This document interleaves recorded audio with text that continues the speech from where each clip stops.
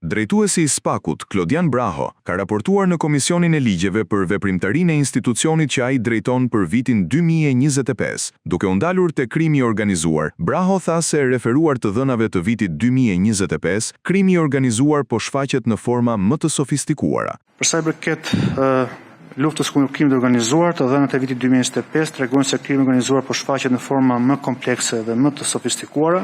Grupet kriminale nuk veprojnë më vetëm me format klasike që kemi hasur më parë, ato përdorin ndarje të qarta të roleve, komunikime të enkriptuara, subjekte tregtare fiktive, transaksione informale dhe investime pasuri të paluajshme. Hetimet e vitit 2025 kanë treguar se trafiku i narkotikëve dhe pastrimit të produkteve penale mbetën ndër prioritetet kryesore.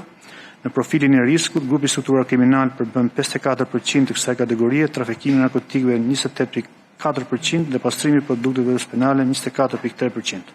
Në të njëjtën kohë, Shqipëria në disa raste përdoret si vend tranziti, rekrutimi, koordinimi apo pastrimi i produkteve kriminale, ndërsa aktiviteti kryesor i grupeve shpesh shtrihet jashtë territorit të Shqipërisë.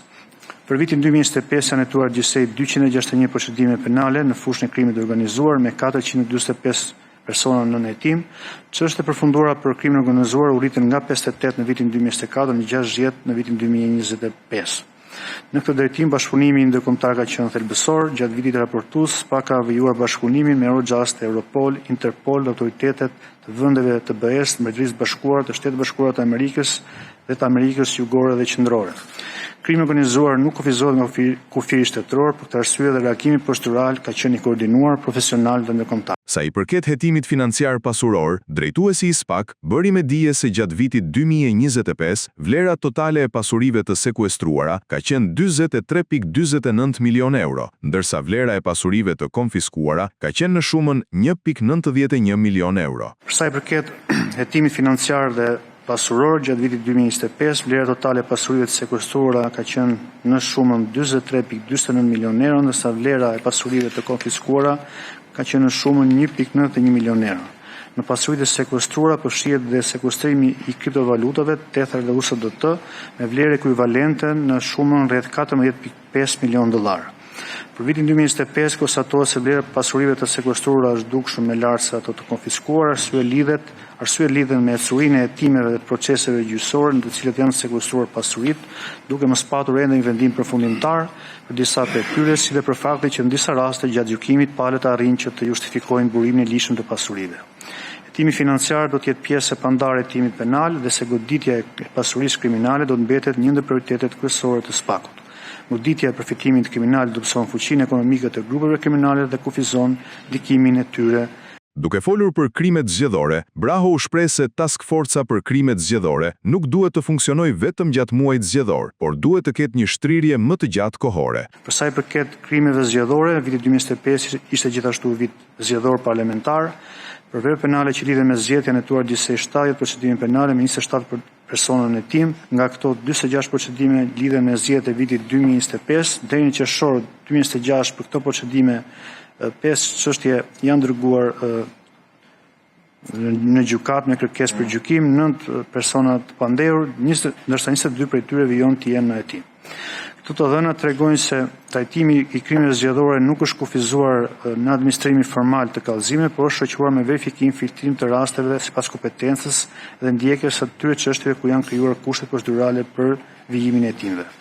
Në këtë proces për herë të parë u zbatua strategjia për hetimin dhe parandalimin e krimeve zgjedhore, e cila synon një qasje më të hershme, më të strukturuar dhe më të koordinuar institucionale.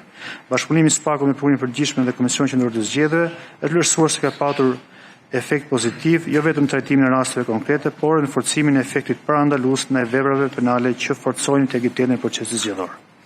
Në vlerësimin tonë, kjo qasje duhet konsolidohet në tej. Task Forca për krimet zgjedhore nuk duhet funksionojë vetëm gjatë muajit zgjedhor, por duhet të ketë një shtrirje më të gjatë kohore, duke nisur së paku 4 muaj përpara ditës së zgjedhjeve, duke vijuar deri në përfundimin e procesit të numërimit.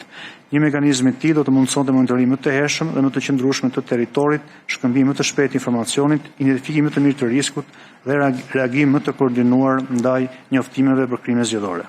Mëtej, Braho është pyetur dhe për operacionet e BKH pa praninë e policisë së shtetit. Braho tha se në vitin 2025, referimet penale nga policia kanë qenë në rritje, por pritet më shumë nga policia. Gjatë vitit 2025, referimet penale të policisë së shtetit janë rritur në SPAK në një masë të caktuar. Po kështu dhe gjatë viti kemi patur referime nga policia e shtetit. Ne kemi vlerësim më të madh për policinë e shtetit, për shumicën apo për gjithë ata njerëz që punojnë në atë institucion. Sigurisht, si në çdo institucion tjetër, jo të gjithë janë njësoj, dhe ndonjëri prej tyre mund të ketë edhe probleme me ligjin, apo dyshojmë ne se mund të ketë. Kështu që policia e shtetit është partneri jon i pazënësueshëm. Nuk e zëvendësojmë dot në policinë e shtetit, dhe suksesi jon është i lidhur pazgjithësisht me policinë e shtetit. Por unë personalisht dhe struktura që drejtoj, ne presim më shumë nga policia e shtetit. Dhe mendojmë që ka vend për më shumë. Veprimet që mund të kryej BKH-ja edhe për arrestimet e personave për të kryer të kontrolleve të vendeve të caktuara, janë veprime procedurale që ligji ja lejon BKH-s t'i bëj. Pengesat në disa raste mund të vinë për shkak të mungesës së një infrastrukture të dedikuar operacionale dhe taktike.